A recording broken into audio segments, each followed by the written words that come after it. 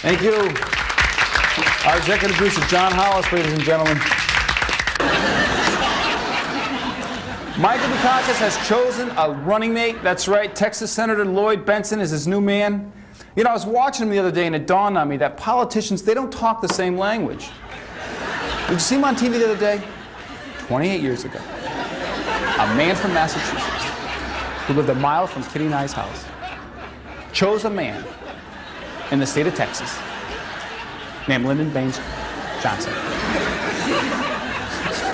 Now, can you imagine this guy at 7-Eleven? I would like a quart of Haagen-Dazs, a bag of Fritos chips, and 2 of those beef jerkies. Oh, John, that was a very good imitation of I didn't know you did Dukakis. Yeah, I do Dukakis. Dukakis filled the room when you started. Yeah, thank God. I felt Dukakis. No, I've been working on that all week.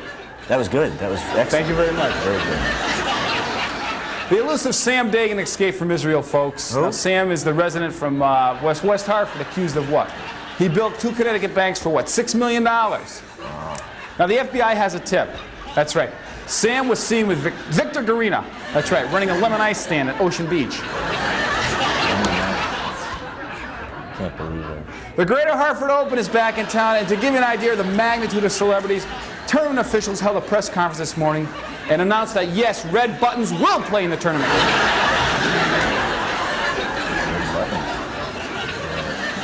Yes.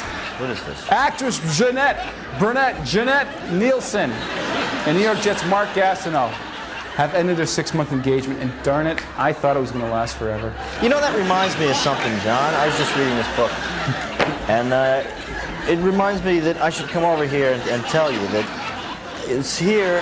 Fifi broke up with me. I don't know if you heard. Right. It was kind of crushing. Anyway, I need a date real bad, and this is a dating service, and I was too shy to do it myself. So I say we call him after the show. Like Letterman does? Stay with us. We can be like, just like David Letterman does. Ah, he's beautiful. Except maybe not as funny. Yes. We'll be right back. See, what you do is you dial here. And you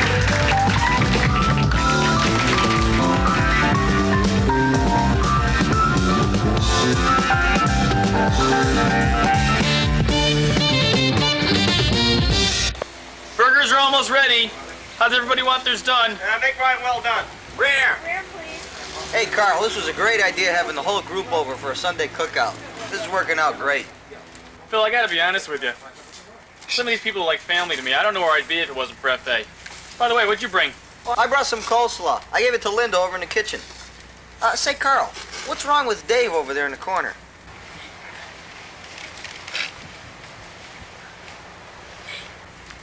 He went out and had some bad seafood last night. He's in pretty bad shape. Yeah, but why is he way over in the corner? Oh. Hey, there's Doc Jones over there. You see, Susan, that's why you feel comfortable amongst FA people. We're all going through the same thing. We're just better able to understand it by talking about it. This cookout was a great idea. Out in the fresh air. But you know, Doctor, it seems kind of funny that you would be an FA. I mean, being a doctor and all. No, that's where you're wrong, Susan. I'm no different than anybody else. Hey, what's wrong with Dave? Fred said he mixed beer with hard liquor last night. I think he's paying the price today. Hi, everybody. It's me, Betty. Hi, Betty. And this is my husband, Frank. Hi, Frank. So, Frank, how do you like your Frank? Say, Betty, what did you make? Oh, he's the comedian of the group. I brought potato salad. I'm going to go take it in. Say, that's quite a lady you got there. It's Frank, isn't it? Yeah, Frank. Hi, Frank. Actually, I've heard a lot about you, Phil. Betty tried to get me to go about 2 years ago to FA. Frank, we're not here to judge. We just try to live our lives one day at a time, and if our paths should cross, well, live and let live. That's beautiful. Hey, Phil, what's wrong with that guy over there? Oh, that's Dave. Yeah, he fun ate a poison Mexican dinner this morning, I think, and I guess it didn't agree with him. Why is he way over there? Oh. Hey, let the party begin! Well, look what the cat dragged in. I didn't think you were going to make it. Are you kidding? We wouldn't miss an FA meeting if our life depended on it. Glad you could make it. Say, what'd you bring? I didn't bring anything. I didn't bring anything, but my date Sally made something. Hey, Phil, what's wrong with Dave? Well, these guys said he just saw a raccoon get hit by a car out in front, so I guess he's all shook up. Gee, that's too bad about the raccoon. But why is he sitting way over there?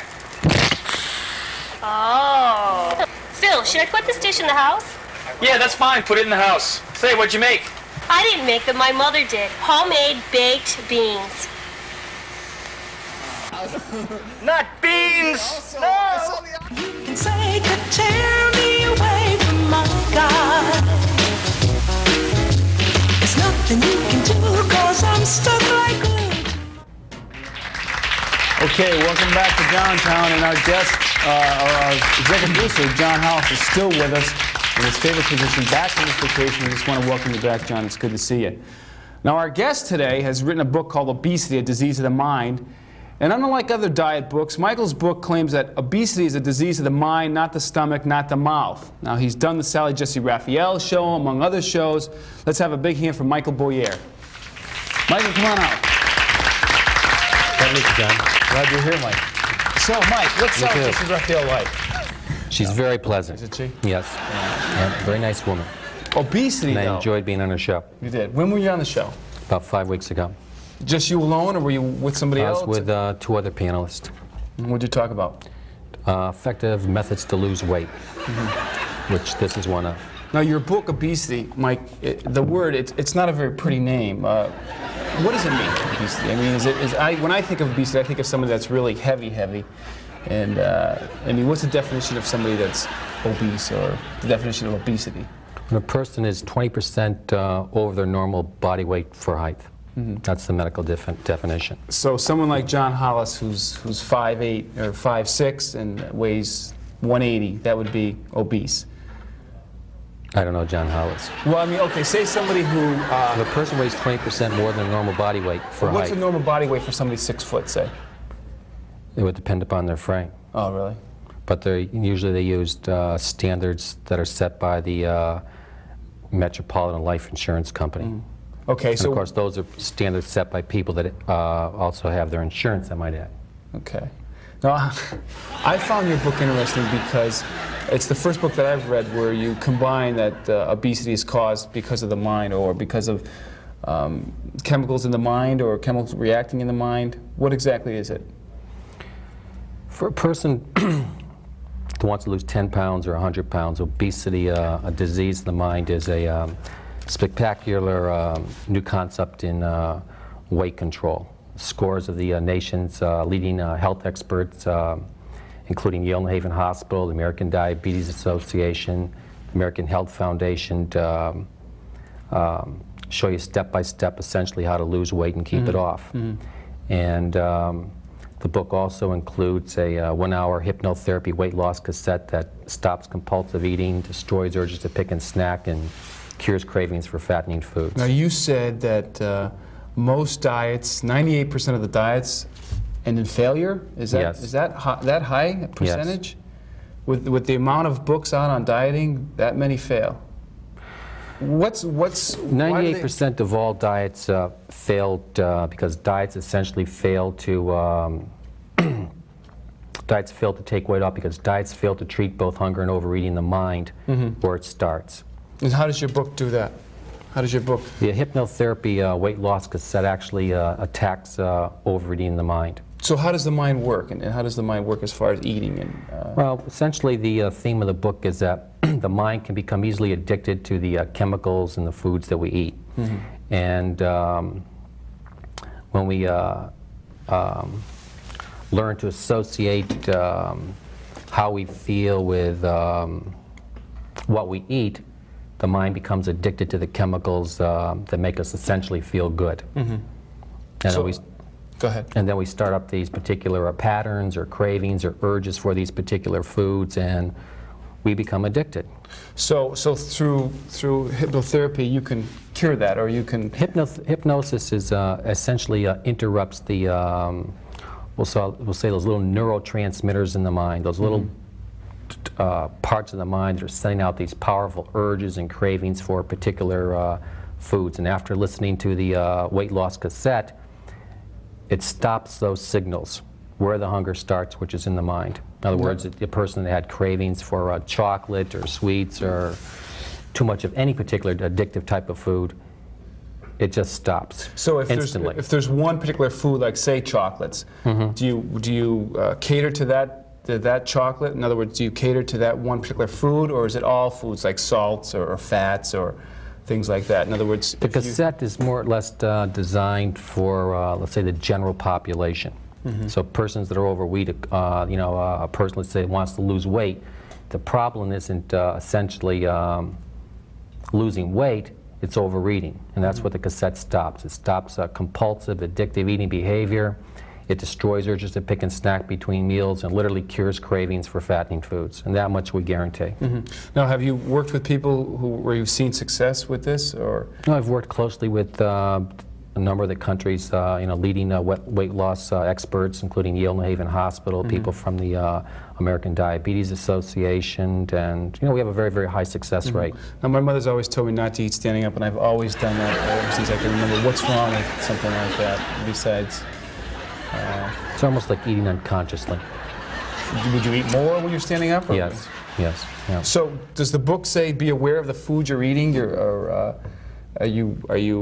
that one of the goals, to be aware of everything you're eating? Are you supposed to cut foods out? The book essentially, or I should say the hypnotherapy weight loss cassette essentially cuts an individual's appetite in half, and the book more or less tells them what foods are good, as opposed to those that are not, such as keeping away from red meats or animal fat, saturated fat, things you might expect. Now, sweets, what's the worst thing you could eat? What are some of the, sausage, or I think things that have a lot of fat in, or salt? Animal fat. Saturated fat is probably one of the leading causes of heart disease in America today, which is a #1 killer. Blocks the arteries. Yes. Yeah. What about sugar? Sugar is another problem with most Americans' diets.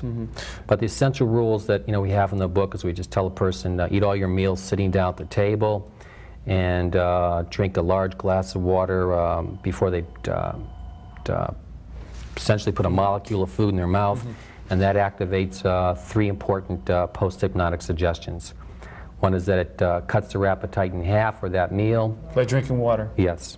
And that it destroys urges to pick and snack, and for 6 hours in between meals, they're not going to feel hungry. So it's a very good and helpful tool to get a person started. Now, how important are like vegetables, and is that a part of the diet? Yes. Vegetables and greens and things like that? Yes, there's a carbohydrate section in the book, and it lists all the different foods that are good to eat. So what are your basic rules for dieting? I mean, you had 4 or 5 basic rules that you should follow, plan mapped out. Well, I don't want to say diet, because diets don't work. We're just talking about good eating habits, eating the right foods, foods that make you feel good, and foods that can help you actually, let's say, metabolize or burn up fat and lose weight. So we're not talking about a person just losing water or losing protein. We're talking about the actual burning up of fat, and that's why this program is different than others. Okay. And there's essentially 3 different weight loss programs in the book. There's what we'd call a controlled carbohydrate and with reasonable amounts of protein. There's the American Diabetes Food Exchange list in the book, and also meal plans by Yale New Haven Hospital. So we've covered just about everything you can. Okay, why don't we'll take a break. We'll be right back. Okay? Stay with us. We'll be right back.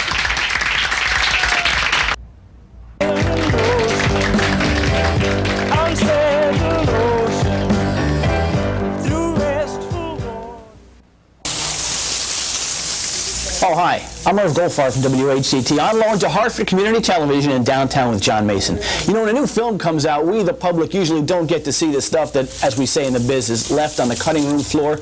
Well, Rambo 3 with Sylvester Stallone has just come out, the new $63 million epic, and originally Sly promised us a new character, a new sensitive Johnny Rambo. But because of peer pressure, the movie now has over 100 acts of different violence. However, through my connections, I have found raw footage of the original Rambo 3, the way Sylvester Stallone originally wanted it shot. Let's take a look at it now. Don't fire, men! We've got the place surrounded. Throw your gun out so no one gets hurt. So what's the scoop, Chief? Oh, it's you. I knew it long before the press got here. You people don't miss a trick. Now this will probably be your page 1. Oh, come on, Chief. Don't give me the runaround. Who have you got in there? You ready for this? We got an actor who flipped out and took some English teacher hostage. An English teacher? Not only that, but the guy shoots up the place, recites a line from Macbeth, drags a dame off, and holed up in his barn for the last 2 hours. What kind of weirdo would do that?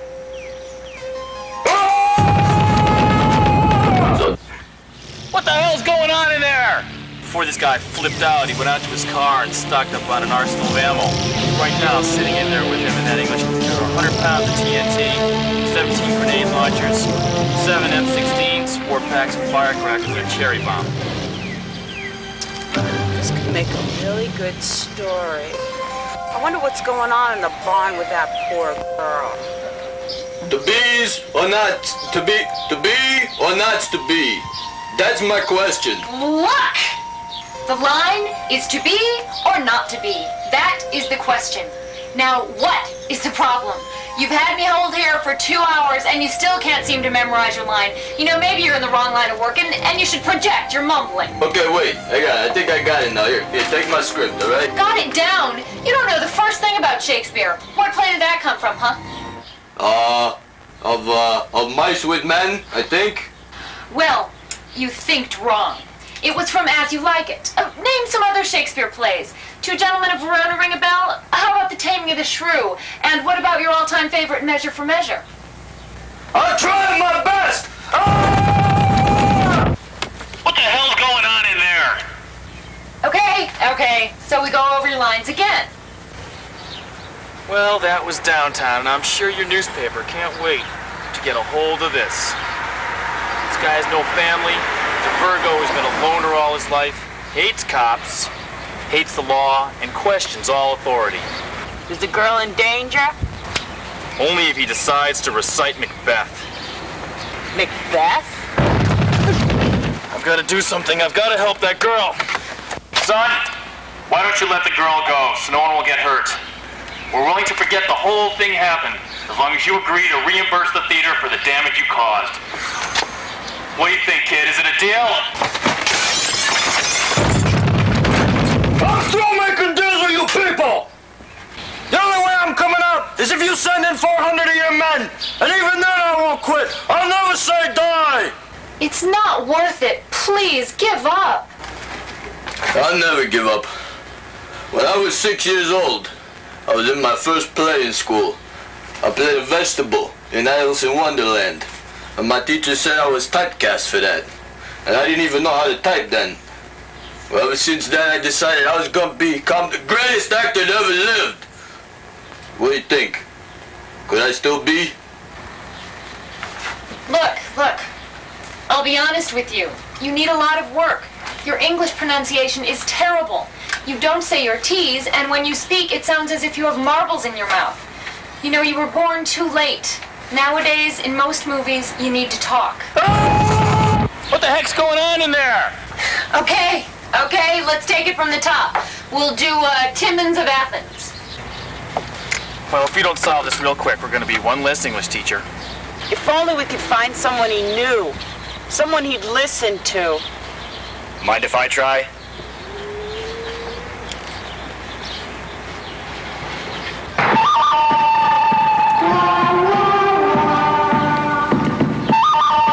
I think I can talk to him. Who the heck are you? Let's just say I'm a friend of the family. It's worth a shot, Chief. I mean, what do we have to lose? Go ahead, but he's armed to the gills. To be's or not to be? To be or not to be? To be. Oh, Johnny, it's your best friend. The only man you can talk to. The only man you can cry to. The only man who ever beat you at chutes and ladders. Still a sore loser, huh, Johnny? I say we rush the barn and get him ourselves. That might upset him, Chief. That's one man you don't want to anger. Hold your fire, man. You wait a minute, Pierre. I'm calling the shots. Nobody's telling me how to run the show. Chief, let me ask you. How many men have you got? 4, maybe 500, counting the volunteer fire department. I know this doesn't make sense to you, but you're at a disadvantage. What? He's just one man. Listen, Toots, he's no ordinary man. Well, I appreciate your concern, Frenchie. Give me a break. Believe me, Chief, I hope he does. As I was saying, for the millions of persons, all right, who are trying to lose weight and keep it off, food unequivocally affects their minds. The chemicals in the foods affect their minds the same way, as I said before I was interrupted, that street drugs affect the minds of addicts. These people crave for the chemicals that are in these foods morning, noon, and night. You're saying we are addicted to certain things that we desire. In the foods. People. Oh, okay, if you just joined us with Mike Beaulieu, and Mike wrote a book called Obesity. Mike, how does the book work? How does the program work, I mean? Well, how does the book work? We stress the importance of proper nutrition. When a person comes and sees us, we explain to them the elements of protein, carbohydrate, and fat. And we usually tell our patients that because the body has no provisions for protein storage, when you eat in reasonable amounts, you're not going to gain weight from it. So that means, of course, keeping away from hot dogs or bacon or sausage, things that are high in fat. What's wrong with the animal fat, the saturated fat, which leads to heart disease and other diseases of the arteries or arterioids. You always hear how bad a hot dog is. Is it really? It's all fat. It is. It's 100% fat. Rat hair? I heard that. Is that? I'm not surprised. Yeah. I've seen worse things. How come the regulations on that aren't stricter? What is it? I mean, why are they allowed to make something so bad? I mean. Well, I don't know if that's, I'm just saying, if that's the right question. Hot dogs are usually, from what I understand, what says all beef. Well, that could be anything from the hoofs of the animal to its tail. I mean, it's just all beef, but it's also all fat. Just its tail, right, I hope? Just its tail, we hope. So you said that people's problem isn't so much dieting, but overeating. Overeating. And it's not so much the type of food they eat, but they just eat in between meals. And well, I think for a lot of persons in America, it is a selection of foods. A lot of Americans, or most Americans, I think, just eat too many carbohydrates, which could be in the form of a candy bar or pasta, bread products, things that we like. The brain loves carbohydrates, and in fact, it operates exclusively on carbohydrates as its sole source of energy. Now, did I ask you how often when a person would have to listen to the tape? About once a week. Once a week? Yes. Okay, and how long? It's a very powerful tape. How long does it usually take? Maybe 15 minutes, but we look, when you listen to the tape, I think it's important that you think of it in terms of quality, not quantity. And there's 3 different hypnotherapy exercises on the weight loss cassette. One deals with self-hypnosis, another one is with imagery, and the other is a more clinical form which you use in a medical setting. And they're all very effective. Now, where can we get the book, Mike, besides? You can get the book from ordering. Yes, you may. Yes. And this one, too? The cost of the book with a cassette tape is $9.95. Actually, the book is free. The book is free? The book is free. The original price of the book was $39.99, and to promote the book, we've been selling it for $9.95. And people can get it by either writing P.O. Box 9611, New Haven, Connecticut, 06535, or calling their bookstore and asking for Obesity, a Disease of the Mind, which they can order for them. Okay, great. And the hypnotherapy weight loss cassette is included. Now, I'm going to read this again, Mike. I think I can use this. I think I'm one of the 20% overweight. Well, thanks for being on the show. I appreciate it. My pleasure. Okay. See you again. Thanks a lot. Stay with us. We'll be right back.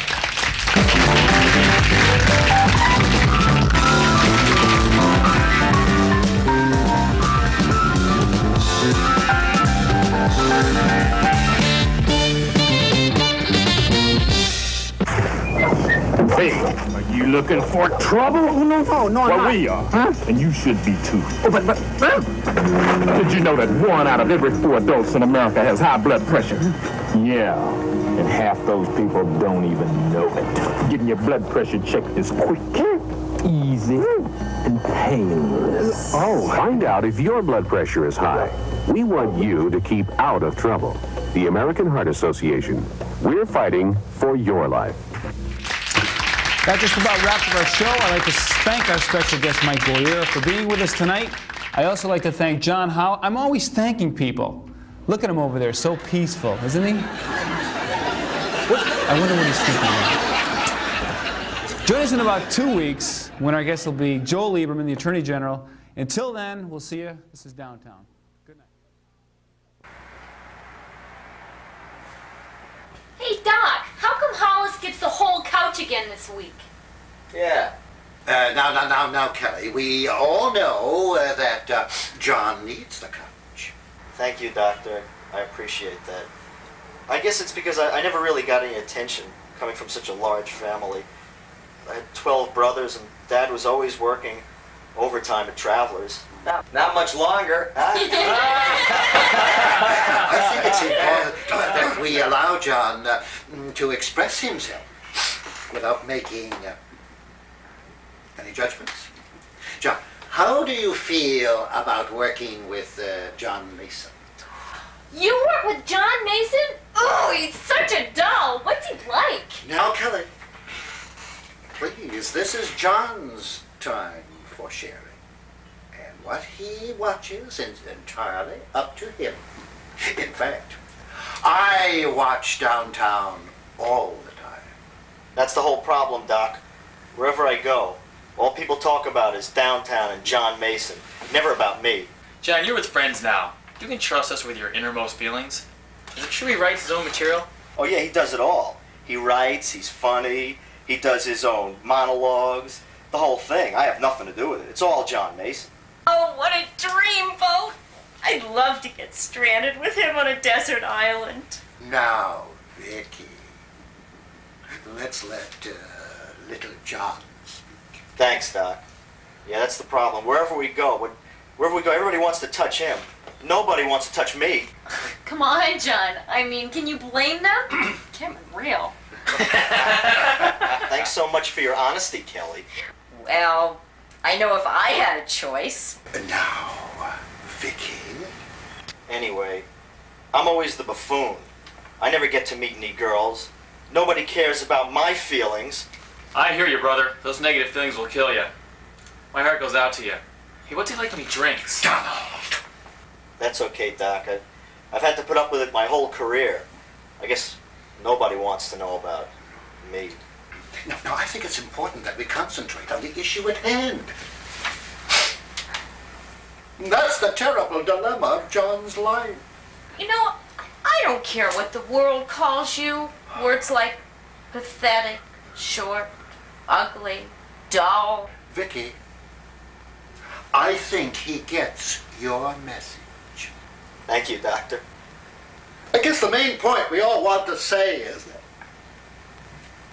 when you came here, John, we only see you. Little Johnny Hollis. Thanks, Doc. You're welcome. Hey, anybody give me a ride downtown? Oh, I need a ride. It's kind of late. Well, I'm going to see John Mason. Oh, it's on my way.